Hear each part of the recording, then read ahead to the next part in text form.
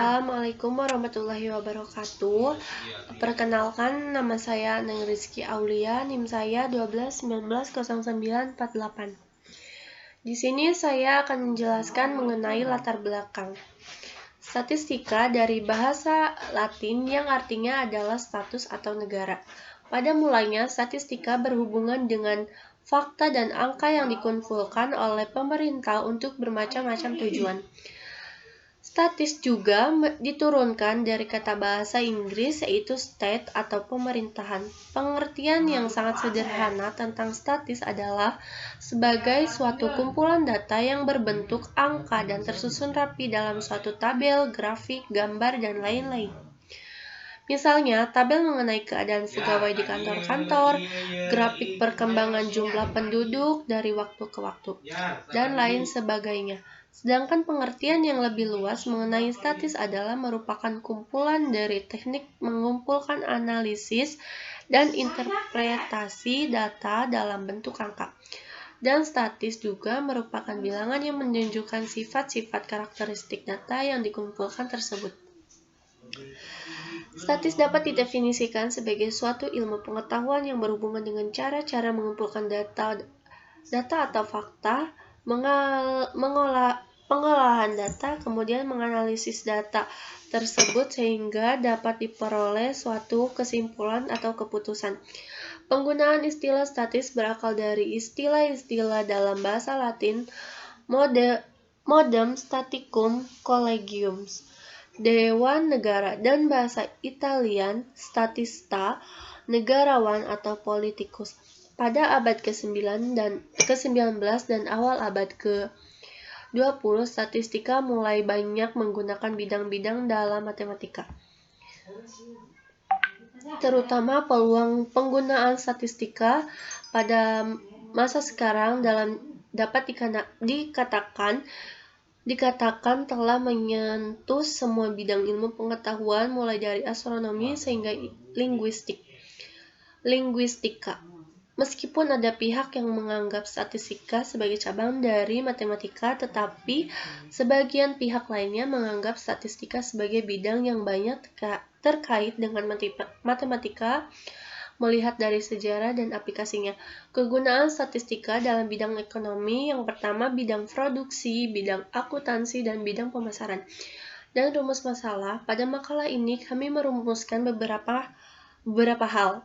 Yang pertama, pengertian ukuran penyebaran data, standar deviasi, jangkauan kuartil, dan jangkauan persentil.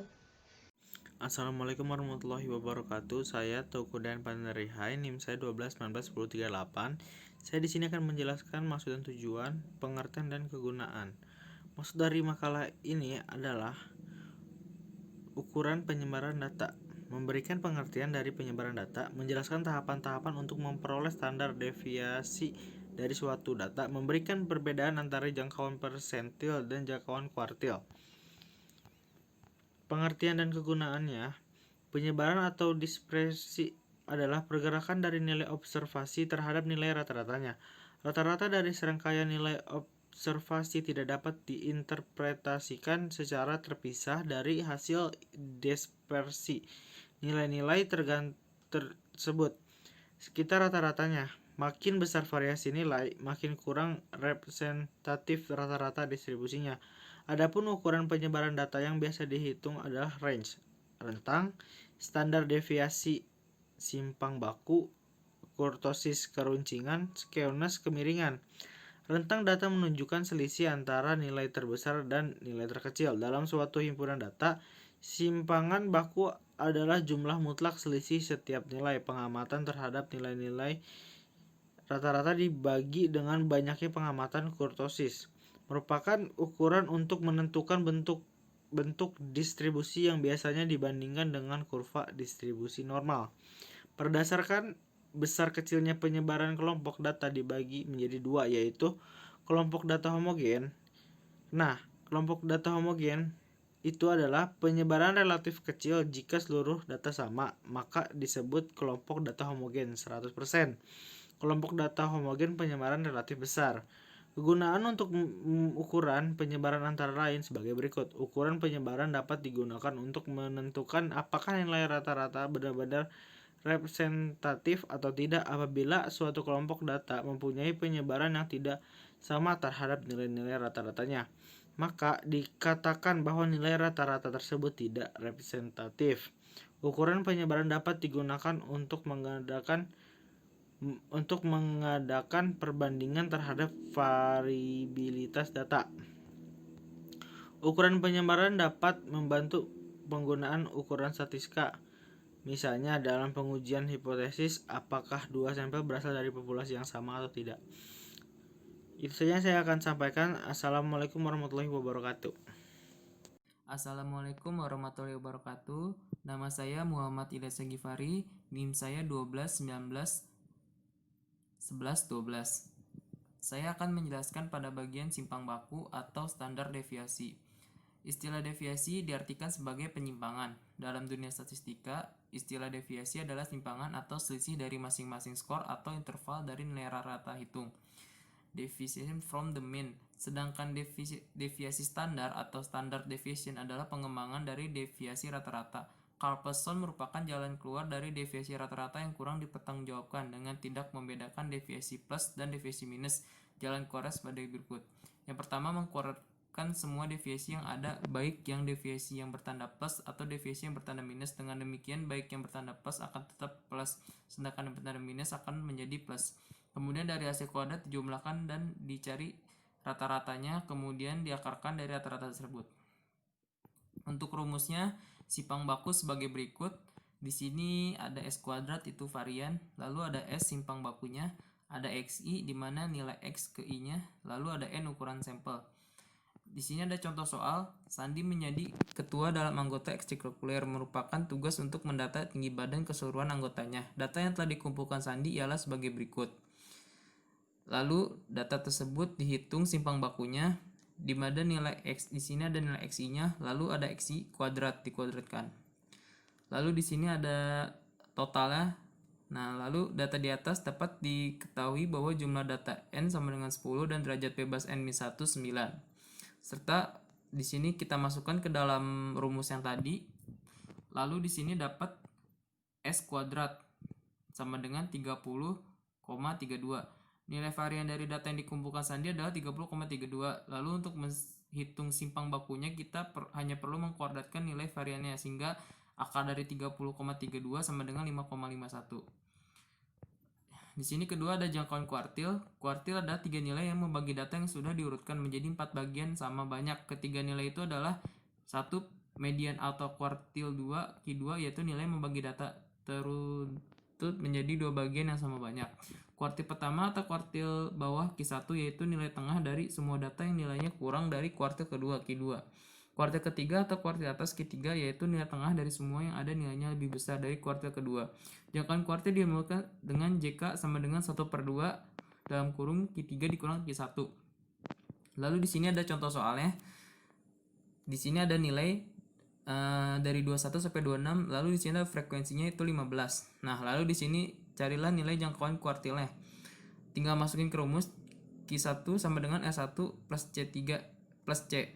Di sini untuk mencari nilai Q1-nya. Lalu di sebelah kanan ini ada Q3 sama dengan L3 ditambah C. Itu untuk mencari nilai Q3-nya. Lalu tinggal dimasukkan ke rumus JK sama dengan Q3 dikurang Q1. Lalu hasilnya sama dengan 10,9. Sekian penjelasan dari saya. Assalamualaikum warahmatullahi wabarakatuh. Perkenalkan, nama saya Indah Cesarawati, NIM saya 12 19 10 47. Di sini saya akan menjelaskan tentang jangkauan persentil. Nah, bagian rumus yang berubah hanyalah bagian yang menentukan letak titik persentil dan bagian-bagian yang lainnya yang menyesuaikan persentil yang dimaksud. Di sini juga ada tabel letak beberapa titik persentil, yaitu persentil ke-1 yaitu N per 100, persentil ke-12 yaitu 12N per 100, persentil ke-27 yaitu 27N per 100, persentil ke-87 yaitu 87N per 100, dan yang terakhir persentil ke-99 yaitu 99N per 100. Nah, di sini juga ada jangkauan persentil dirumuskan dengan JP10 dikurangi 90 sama dengan P90 dikurangi P10, dengan P10 sama dengan persentil ke-10 dan P90 sama dengan persentil ke-90. Contohnya yaitu JP20 dikurangi 80 sama dengan JP80 dikurangi JP20. Nah, di sini ada bab ketiga yaitu bagian dari penutup dari makalah ini, yaitu penulisan makalah ini yang telah kami buat dari hasil pembahasan yang telah kami bahas pada makalah ini, maka dapat kita ambil kesimpulan dan rekomendasi maupun saran. Nah, di sini kesimpulannya yaitu ukuran penyebaran data yang telah dihitung adalah standar deviasi atau simpangan baku, jangkauan persentil dan nilai terbesar dan terkecil dalam suatu himpunan data. Simpangan baku adalah jumlah mutlak dari selisih setiap nilai pengamatan terhadap nilai rata-rata dibagi dengan banyaknya pengamatan. Kurtosis merupakan ukuran untuk menentukan bentuk-bentuk distribusi yang biasanya dibandingkan dengan kurva distribusi normal. Ukuran penyebaran dapat digunakan untuk menentukan apakah nilai rata-ratanya benar, representatif atau tidak.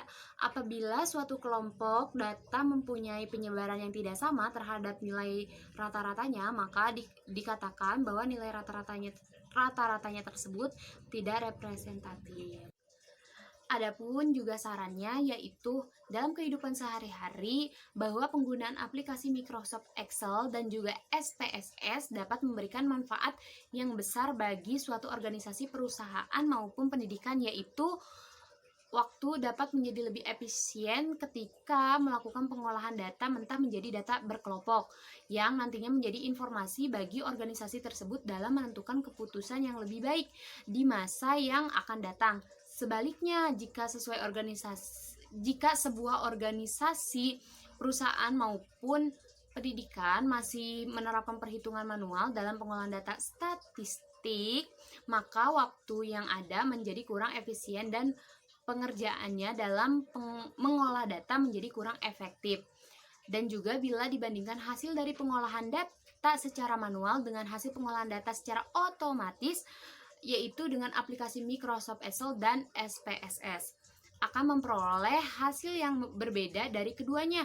Tingkat keakuratan pengolahan data secara otomatis lebih mendekati kebenaran daripada pengolahan data normal. Sekian penjelasan materi dari kelompok kami. Wabillahi taufiq wal hidayah. Wassalamualaikum warahmatullahi wabarakatuh. Terima kasih sudah menonton video ini. Jangan lupa like, comment, and subscribe.